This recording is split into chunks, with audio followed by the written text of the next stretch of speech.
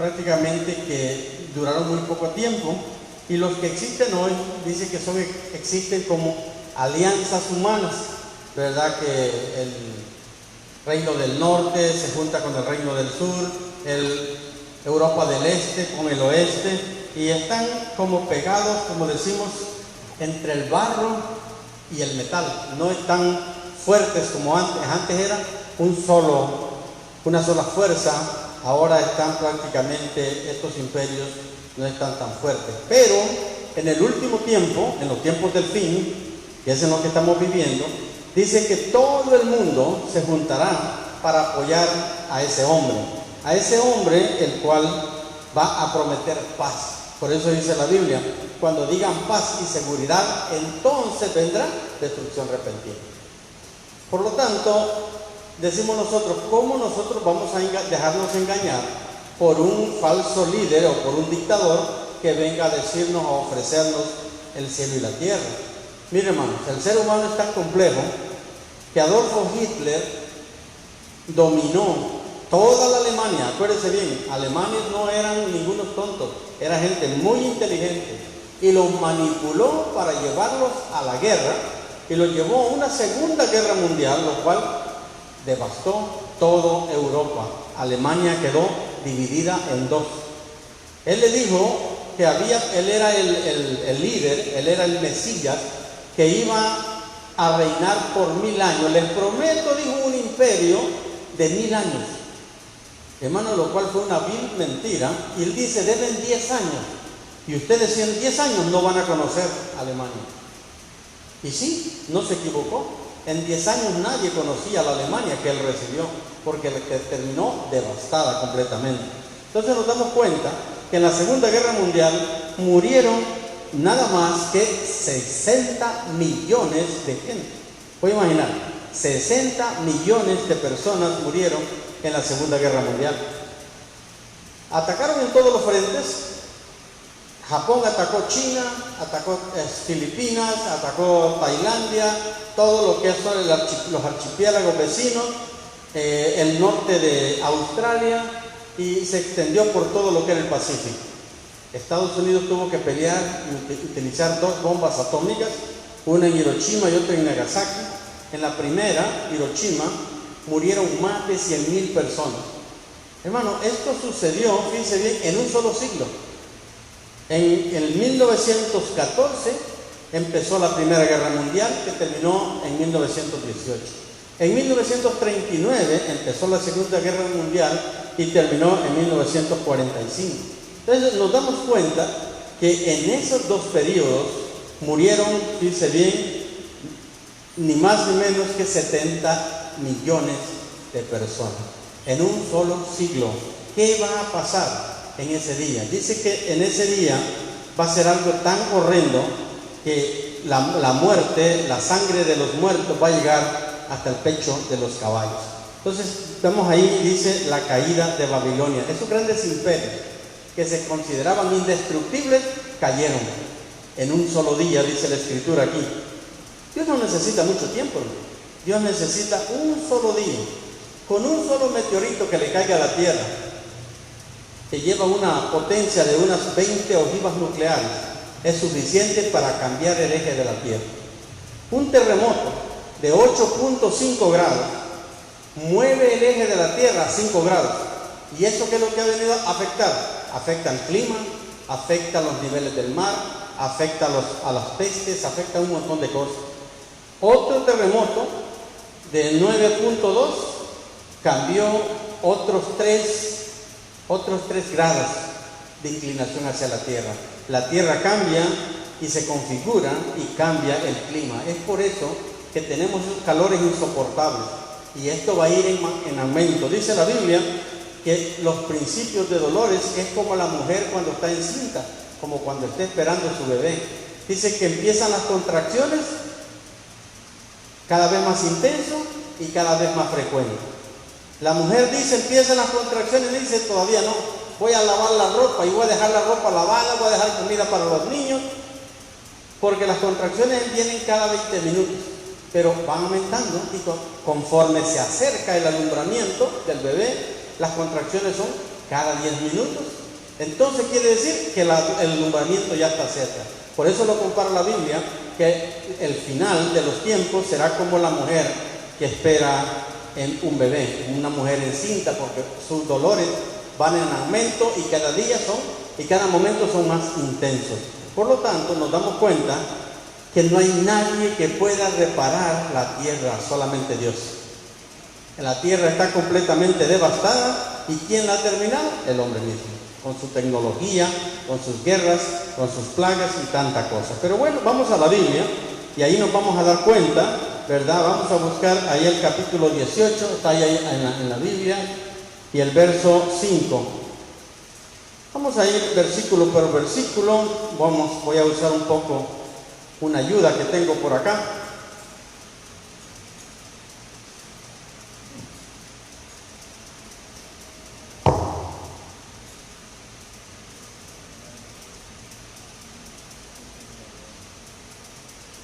Esta Biblia es un poco pequeña la letra y me cuesta verla y no quiero estar inventando. En el capítulo 18 de Apocalipsis, en el verso 5 dice: pues sus pecados se han amontonado hasta el cielo, y de sus injusticias se ha acordado Dios. Páguenle con la misma moneda, denle el doble de lo que ha cometido, y en la misma copa en que ella preparó bebida, mezclarle una doble porción.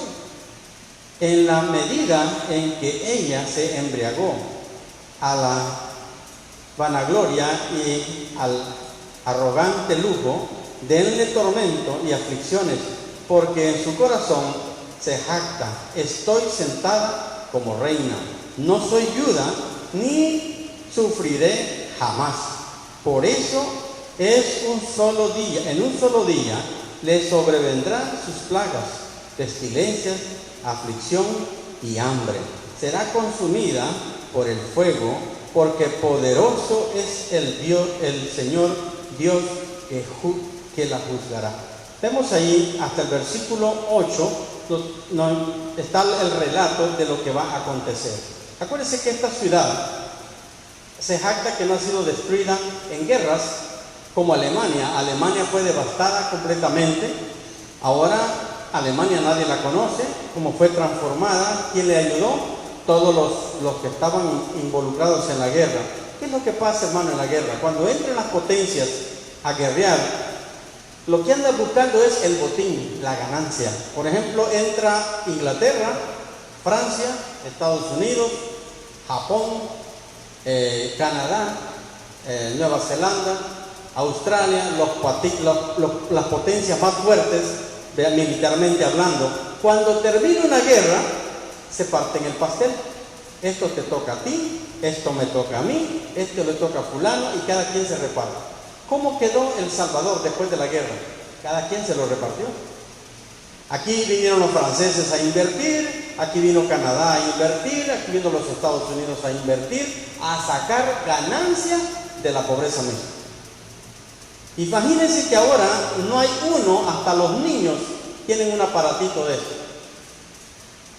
Y esto no era necesario, y no es necesario, pero nos han creado una necesidad de algo que no era necesario. Todo ahora, inclusive las clases de la universidad, las notas van a través de la internet. Si usted quiere saber sus notas, tiene que tener su correo, y en su correo llega la nota. Y si no llega, usted mándele una nota a su maestro, y el maestro le va a decir: no hay nota porque no hiciste ese examen. Entonces, de esa manera se manejan las cosas hoy en día, desde el bachillerato. Entonces, hay algo que antes no era necesario. ¿Y quién creó eso? La industria de las comunicaciones. Vemos ahorita, hermano, es algo exagerado, pero así estamos viviendo. Las personas no tienen para comprar un almuerzo, pero tienen que poner una recarga porque ellos dependen de eso. Entonces así estamos hoy en día, ¿verdad? Y esto va a ir en aumento. No crea que eso se detiene ahí. Esto va ideándose nuevas cosas. ¿Qué es lo que quieren sacarle hasta los ojos a la gente? Entonces la tecnología ha aumentado, y esto era parte de la profecía de Daniel. Por eso es que la profecía de Apocalipsis tiene que ir paralela con la profecía de Daniel. Daniel se le reveló todo esto que iba a acontecer. Ahora bien, cuando Babilonia, dice bien, o sea, la gran ciudad que esté en ese entonces, puede ser Nueva York, puede ser París, puede ser Londres, puede ser cualquier ciudad, ¿verdad? Pero más apunta a Roma, porque fue Roma donde terminó el Imperio Romano, y el Imperio Romano no ha terminado, sino que está como disfrazado, ¿verdad?, para poder seguir adelante. En la Segunda Guerra Mundial, Mussolini entró con los aliados a pelear. ¿Para qué? Para obtener su parte también. Entonces todos están ahí esperando su porción. Verso 9. El verso 9 dice: cuando los reyes de la tierra que cometieron adulterio con ella y compartieron su lujo, vean el humo del fuego que la consume, llorarán de dolor por ella. Aterrorizados al ver semejante castigo, se mantendrán a distancia y gritarán: ay, ay de ti, la gran ciudad Babilonia, ciudad poderosa, porque en una sola hora ha llegado tu juicio. Mire qué tremendo. Vamos a poner un ejemplo. Nueva York. Nueva York era intocable. Nueva York era una ciudad, la gran manzana era algo inalcanzable. Sin embargo, en una sola hora cayeron los 2 edificios más grandes del mundo, en una sola hora. 18 minutos de diferencia entre uno y otro, impactaron los 2 aviones. Y uno dice, bueno, Nueva York, que no era intocable, pues. Nueva York, que no era la gran ciudad. Sin embargo, utilizando sus mismos aparatos, sus mismos aviones, derribaron, golpeándolo en el lugar donde desequilibraría la primera torre. 18 minutos más tarde, el impacto del otro avión. Y en una sola hora cayó toda la potencia económica de ese país. Y hermano, eso fue alarmante. Yo no sé cuántos de ustedes lo vieron, pero yo lo vi en vivo y en directo. Cuando estábamos viendo el primer avión, impactó el segundo avión. Y eso fue alarmante. Todos, aunque no éramos ciudadanos americanos, lloramos juntamente con los Estados Unidos. ¿Por qué? Porque tenemos gente nuestra ahí. ¿Cuántos murieron? Más de 3.500 personas. Y esto que había sido evacuado ya la segunda torre. Entonces nos damos cuenta que para que sucedan las cosas no necesita años, puede ser en un solo día. Hermano, para que venga la ruina una familia no necesita años, puede ser un solo día. Entonces es importante que nosotros estemos preparados, hermano, a cada momento. Yo les digo, no se suelte de la mano de Dios, no se confíe con las ganancias que ahorita tiene, no se confíe porque tiene buena casa, no se confíe porque tiene buena salud, porque eso puede cambiar de la noche a la mañana. Entonces, esto es lo que dice la Escritura en el verso 11. Los comerciantes de la tierra llorarán y harán duelo por ella, porque ya no habrá quien les compre sus mercancías, artículos de oro, plata, piedras preciosas y perlas, lino fino, púrpura, telas de seda y escarlata, toda clase de madera, de cedro, los más variados objetos hechos de marfil, de madera preciosa, de bronce, de hierro y de mármol, cargamentos de canela, especies aromáticas, de incienso, mirra y perfume, de vino y aceite, de harina refinada y trigo, de ganado vacuno y de corderos, de caballos y carruajes y hasta de seres humanos vendidos como esclavos. Hermano, todo esto, lo que estábamos mencionando, es algo secundario o suntuario, es algo que no es necesario. Esto solamente se da en las grandes escalas, en los grandes países, cuando están con solvencia económica. Hermano, el otro día estaba visitando a un amigo y había una muñequita bonita que estaba en un lugar y le dice un hermano, esa es una auténtica no sé qué, y dice, sí, ¿cuánto te costó? Y le dice, 12,000. 12,000 por una muñequita que tiene como una cuarta, yo no daría ni 2 horas, ¿no? Pero claro, el lujo es cuando abunda el dinero. y exhiben sus grandes cuadros, y ese es de Picasso, y es original. ¿Y cuánto vale? $2 millones. Y así sucesivamente. Y usted ve un cuadro de Picasso, y es una manchazón. Ah, pero es pintura abstracta, y eso solamente lo entienden los que están locos, porque nosotros no lo entendemos.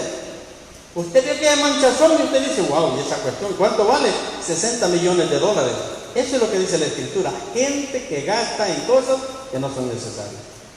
¿Pero por qué? Sus lujos y sus exageradas, extravagantes riquezas no hayan en qué gastarla. Entonces los comerciantes, por ejemplo, van y negocian con eso.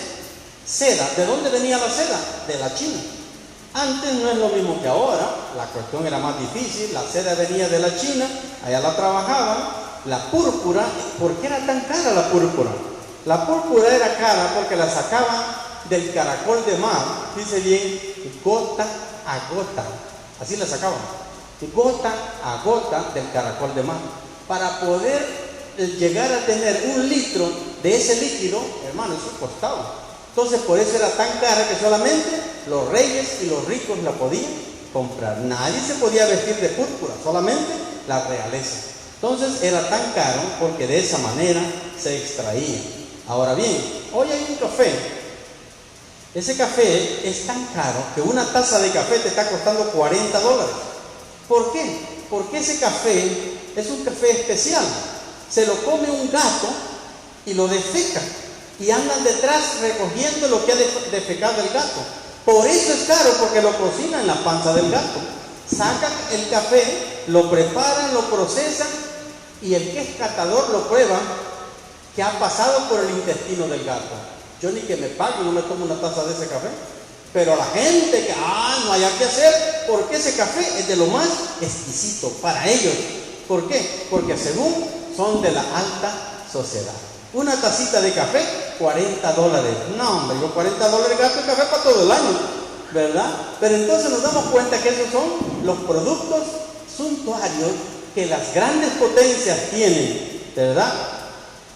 Puede imaginarte una botella de vino que tiene 750 ml, no es ni siquiera el litro. Una botella de vino añejo está costando $10,000. ¿Quién la puede comprar? Solamente el rico. Nosotros compramos de las de $4, que son de Marañón, ¿verdad? De ese vino compramos nosotros para poder dar una probadita en una celebración. Pero ellos no, dice, este es extra seco, este es de la cosecha de 1990. Tiene 20 y tantos años, dice, de añejo. Yo lo conozco. Entonces, esa es la clase de comercio que se dan en las grandes escalas. Ahora bien, usted va a hablar de comidas, por ejemplo, caviar. ¿Qué es el caviar? Huevecillo del esturión, de un pez que solamente hay en el mar Caspio, allá en Rusia. Ellos lo abren, sacan el caviar, le ponen sal y una latita del tamaño de una caja de pasta de zapatos te está costando $200. ¿Quién lo puede comprar? Solamente los ricos. Lo agarran y lo ponen en una galletita tostada y se lo comen con qué delicadeza. ¿Y a qué sabe? A pescado. No sabe a otra cosa. Yo mejor agarro una mojarra y me la como, ¿verdad? Y me sale más barato. ¿Por qué? Porque yo soy indio, pero ellos, como son refinados, ellos solamente se mueven en esa esfera. ¿Me estoy haciendo entender? Eso es de los lujos que está hablando la Biblia. Esa gente mira a los demás. Para nosotros, para ellos somos cavernícolas. Una molécula más y somos monos para ellos.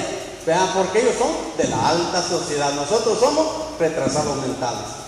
¿Vean? ¿Y sabe qué es lo que hizo Hitler? Eso fue lo que hizo. El que tenía deficiencia en su coeficiente o tenía problemas cerebrales o ancianos que ya eran una carga para el Estado, les daban la inyección de adiós. Y así desaparecieron un montón de gente que padecía de mongolismo, que eran autistas, desaparecidos completamente. Y 6,5 millones de judíos desaparecidos. Todos los que habían, que eran, en inglés el gypsy, se llaman gitanos. Los gitanos también desaparecidos del mapa. ¿Por qué? Solamente quería un tipo de gente rubia, alta, no menor de 2 metros de altura, ojos azules.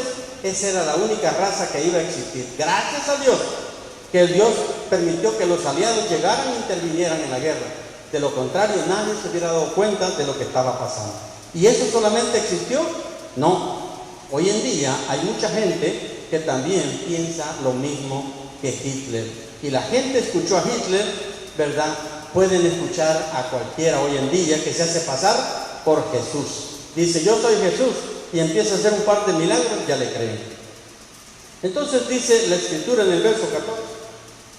El versículo 14 dice, y dirán, se ha apartado de ti el fruto que con toda el alma codiciabas. Has perdido todas tus cosas suntuosas y espléndidas, y nunca las recuperarás. Los comerciantes que vendían estas mercancías y se habían enriquecido a costa de ella, se mantendrán a distancia, aterrorizados al ver semejante castigo. Llorarán y harán lamentación. Ay, ay de la gran ciudad, vestida de lino fino, de púrpura escarlata, y adornada con oro, piedras preciosas y perlas, porque en una sola hora ha quedado destruida todas sus riquezas. Mire qué tremendo. En una sola hora todas sus riquezas quedaron destruidas. Hermano, todo lo que vemos, todo lo que sus ojos ven, un día no existirá más. Por eso, hermano, no se apegue a este mundo. Viva, disfrute lo que Dios le da, pero no sea codo, no se apriete tanto a esto, porque esto va a desaparecer. Un día no va a existir más, pero nosotros, el Señor nos ha prometido un cielo nuevo y una tierra nueva. ¿Cómo va a ser? Mejor que esta, porque no va a haber pecado, no va a haber contaminación. Y lo más importante, Satanás no estará ahí para acusarnos. Eso es lo más lindo. Luego dice también, verso, todos los capitanes de barco, los pasajeros, los marineros y todos los que viven en el mar se detendrán de lejos al ver el humo del fuego y el humo del fuego que la consume. Verso 18, exclamarán, y hubo jamás alguna ciudad como esta, gran ciudad. Verso 19, harán duelo llorando y lamentando a gritos. Ay, ay de la gran ciudad, con cuya opulencia se enriquecieron todos los dueños de flotas navieras. En una sola hora ha quedado destruida. Alégrate, oh cielo, por lo que les ha sucedido. Alégrate también ustedes, santos apóstoles y profetas, porque Dios, Él al juzgarla, les ha hecho justicia a ustedes. Entonces un ángel poderoso levantó una piedra del tamaño de una gran rueda de molino y la arrojó al mar, diciendo, así también tú, Babilonia, gran ciudad, será derribada con la misma violencia y desaparecerá de la faz de la tierra. Hermano, esta situación nos damos cuenta que todo lo que sube cae, todo lo que nace muere. Todos los imperios que han surgido desde Babilonia para acá han desaparecido, y ahora tenemos otros imperios que están fuertes, tan pujantes, ¿verdad? A Rusia, que es un poderío militar fuerte.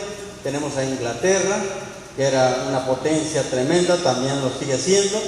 Pero claro, ahora después de la colonia, de la colonización, vinieron las independencias, y cada una de las partes coloniales que había ahora son países.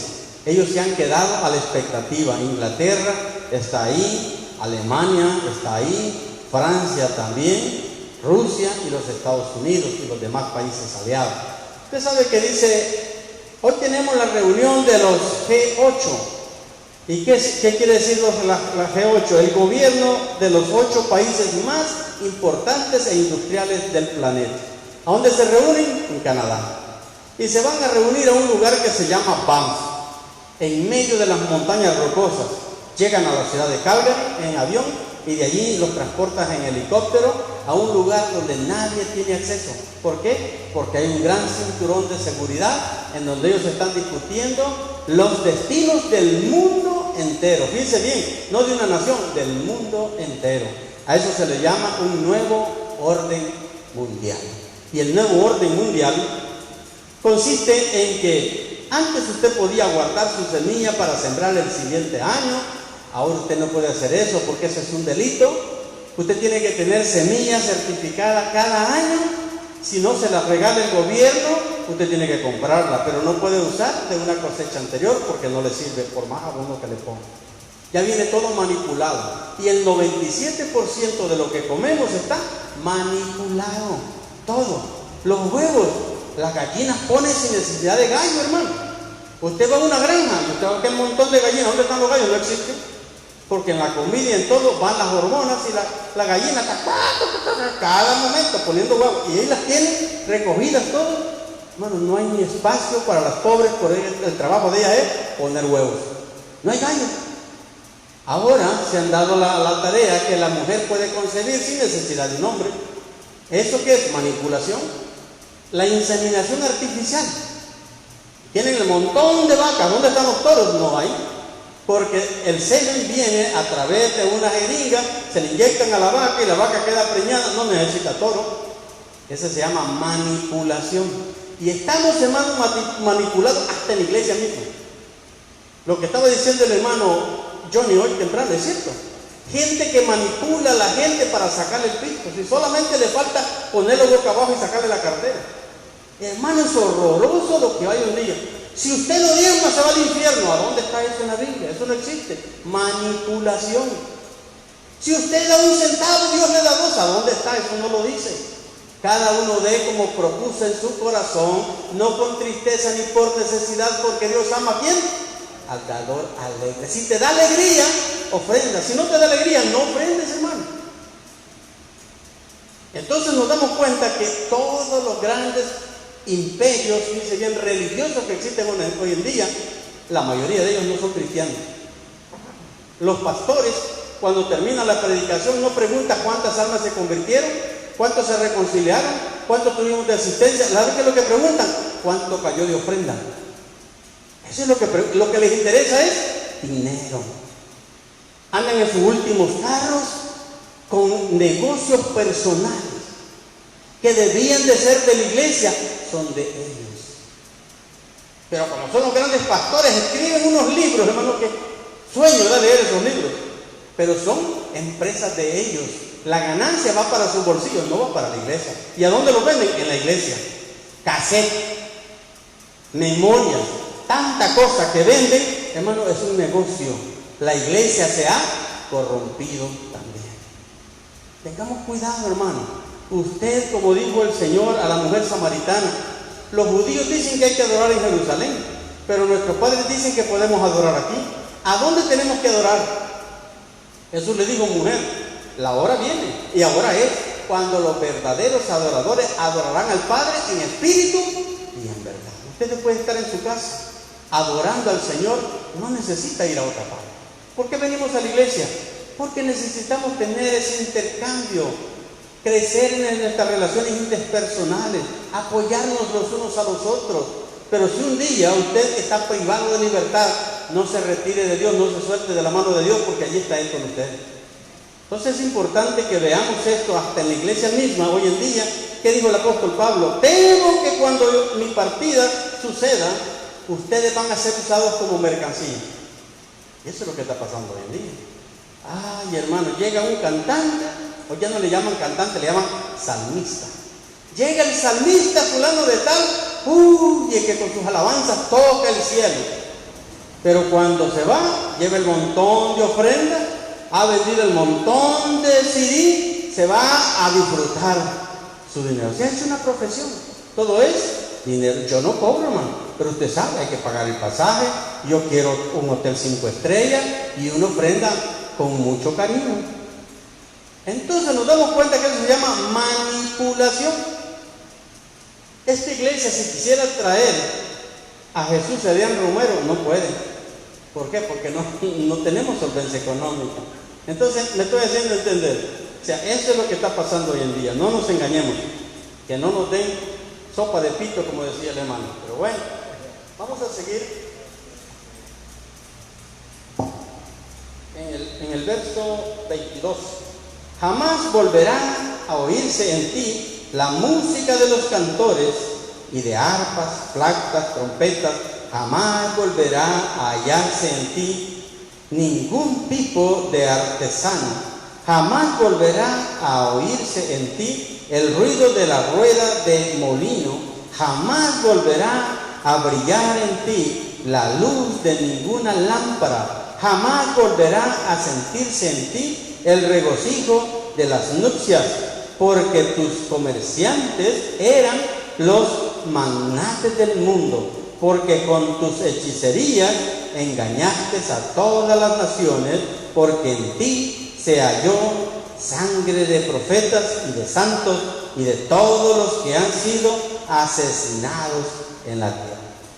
Hermano, Dios nos ha buscado en todo tiempo, pero nosotros, los seres humanos, no queremos que Dios nos visite. Queremos vivir a nuestro antojo y a nuestra manera.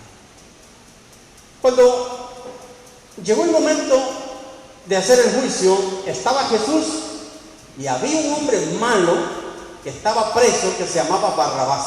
Un asesino, un violador, matador de ancianos, era un hombre malo. Y dijo Pilato, se la voy a poner bien fácil: este hombre, en lugar de hacerles un mal, les ha hecho bien. Les ha sanado a los enfermos, ha resucitado a los muertos, le ha dado de comer a los hambrientos. Les voy a poner a elegir entre Barrabás y él.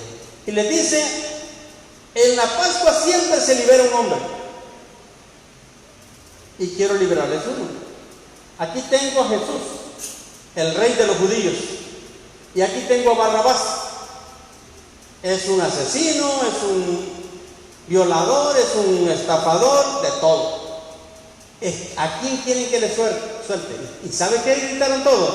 A Barrabás, a Barrabás.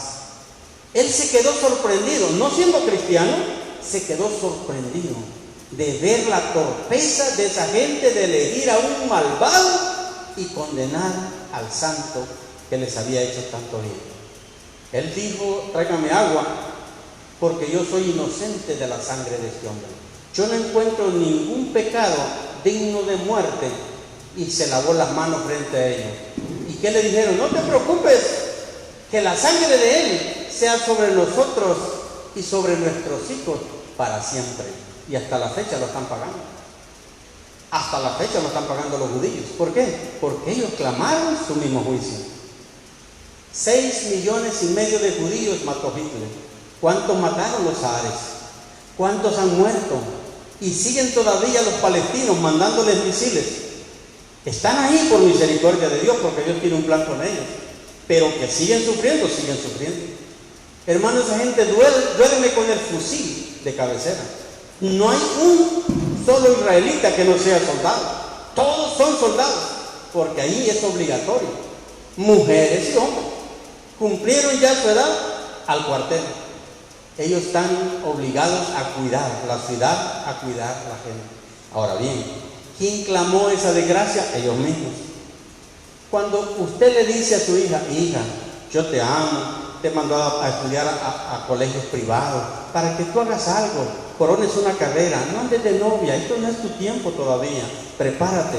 Cuando tú corones tu carrera, vas a elegir un hombre que te va a amar y te va a apreciar y que haya estudiado igual que tú. Pero ella no, está empecinada y no, yo quiero a Chepe. Y yo quiero a Chepe. Y total de que el Chepe bandido, y como no trabaja, siempre anda buscándola donde la encuentra sola, le pega su amontonada y ya se va tranquila la bicha. Cuando se da cuenta, la señora se la tiene preñada. ¿Y qué es lo primero que la mamá le dijo? ¿Cómo tiene que terminar su bachillerato? Chineando. ¿Es eso lo que mamá quería para sus hijos? No. Quería que disfrutaran en la vida, que tuvieran buenas elecciones, que hicieran elecciones sabias. Dios, eso es lo que quiere de nosotros, amados hermanos. Que vivamos en esta tierra sin zozobras, sin ninguna falta de sin ninguna escasez, sino que vivamos en abundancia, pero tomamos decisiones erróneas y es por eso que pagamos caro. Después culpamos, yo no voy a esa iglesia porque he orado y ahí ni siquiera tienen poder. Hermano, dice la Escritura, y recibiréis poder cuando haya venido sobre vosotros el Espíritu Santo. Y me seréis testigos en Jerusalén, en Judea, en Samaria y hasta lo último de la tierra. ¿Para qué es que necesitamos el poder? Para dar testimonio del poder de Dios. Pero queremos nosotros poder para echar demonios, poder para hablar lenguas, poder para profecía. No, el poder es para dar testimonio de la grandeza de Dios.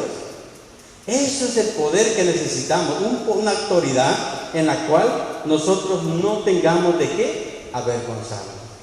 Entonces Israel, dice bien, todo lo que ha sufrido y todo lo que está sufriendo es algo que él mismo se lo buscó.